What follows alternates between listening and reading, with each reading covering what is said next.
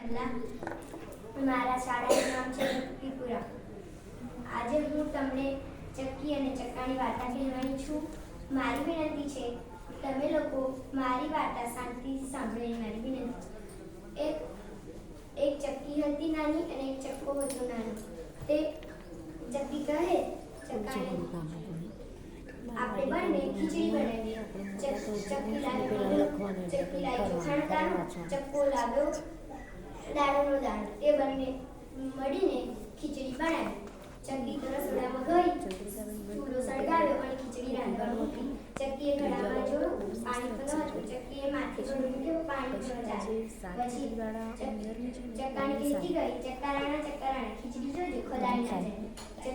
જેમ જેમ ખીચડી ચડે એમ ચક્કાને લેવાયું નહીં. ચક્કો તો રસોડામાં ગયે, થોડી ખીચડી ખાધી, એમ બધી ખાઈ ગયો. ચક્કાને તો વિચાર આવ્યો કે ચક્કી બેન શું ખાશે, મળે તો ચક્કી બેન ભાંડશે. ચક્કાએ તો પાટો પલાળ્યો અને આખે બાજુને સૂઈ ગયો. પછી એટલામાં ઠુમક ઠુમક કરતી ચક્કી બેન આવી. ચક્કી બેન કહેવા લાગી ચક્કાને, ચક્કારાણા ચક્કારાણા બારણા ઉગાડ.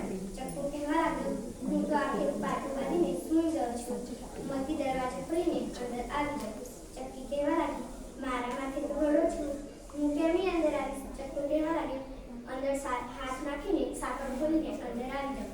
ચક્કી બેનને તો નીચે ગળો મૂક્યો અને અંદર હાથ નાખીને સાકર ખોલીને અંદર ગયા અને ચક્કાને કહેતા ગયા, ચક્કારાણા ચક્કારાણા, હું ખાવાનું પીરસું છું, તમે એટલામાં આવો. ચક્કી તો ગળો નીચે મૂક્યો અને તપેલીમાં જોયું, ખીચડી તો ન હતી.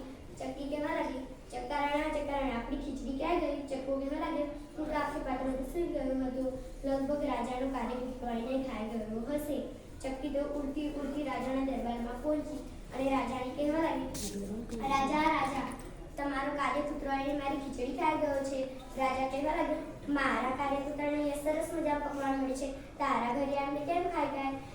ચક્કી પણ વિચારવા લાગી. ચક્કી કહેવા લાગી, મને તો ચક્કાએ કીધું છે.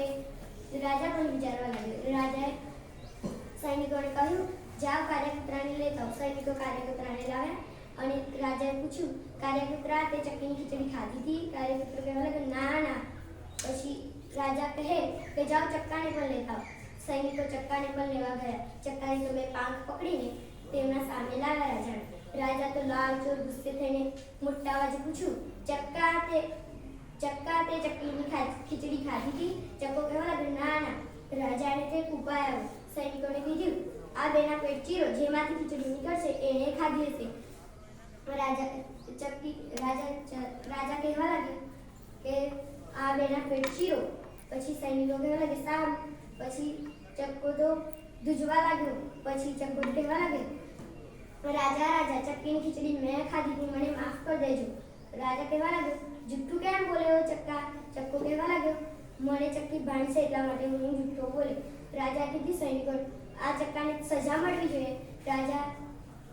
સૈનિકો તો ચક્કાને પકડીને કૂવાએ ઊંધો લટકાવ્યો. પછી ચક્કી તો રડતી રડતી તેમના પાછળ ગઈ. પછી ચક્કી તો રડવા લાગી. પછી એટલામાં ગાયનો ઘોડ આવે. ચક્કી કહેવા લાગી, ગાયનો ઘોડ ભાઈ, ગાયનો ઘોડ ભાઈ, મારા ચક્કાને બહાર કાઢો, હું તમે ખીર અને પૂરી જમાડી. ગાયનો ઘોડ કહેવા લાગ્યો, તારા ચક્કાએ કશું કર્યું છે એટલે જ રાજાએ સજા આપી હશે. પછી ચક્કી તો પાછી કૂવાએ રડવા લાગી. પછી એટલામાં બકરિયાનો ઘોડ આવ્યો. ચક્કી બેન તો ઉતારતા ગયા ને બકરિયાનો ઘોડ ભાઈને કહેવા લાગ્યો, બકરિયાનો ઘોડ ભાઈ, બકરિયાનો ઘોડ ભાઈ, મારા ચક્કાને બહાર કાઢો, હું તમને ખીર અને પૂરી જમાડીશ. પછી ચક્કી બેન તો પાછા રડવા લાગ્યા. ઝાડ ઉપર એક વાંદરી બેસી રહી હતી. વાંદરી કહેવા લાગી, ચક્કી બેન કેમ રડો છો. ચક્કી બેન કહેવા લાગી, મારા ચક્કાને ઊંધો લટકાવ્યો છે. પછી વાંદરી બેન કહેવા લાગ્યા, હું તારા ચક્કાને બહાર કાઢું છું, મને ખીર અને પૂરી જમાડજો. ચક્કી બેન પાણી લૂંટતા બોલ્યા, સારું. પછી વાંદરી બેન કૂદકો મારીને કૂવાથી ચક્કાને બહાર કાઢ્યો અને ચક્કી અને ચક્કો બે વાંદરી બેનને કહેવા લાગ્યા, ખૂબ ખૂબ આભાર વાંદરી બેન. પછી વાંદરી ખુશ થતી થતી તેમના ઘરે ચાલી. ચક્કો અને ચક્કી પણ તેમના ઘરે ચાલે.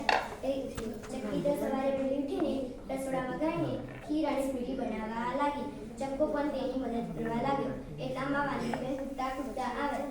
વાંદરી બેન આવ્યા. ચક્કો અને ચક્કી કહેવા લાગ્યા, નમસ્કાર.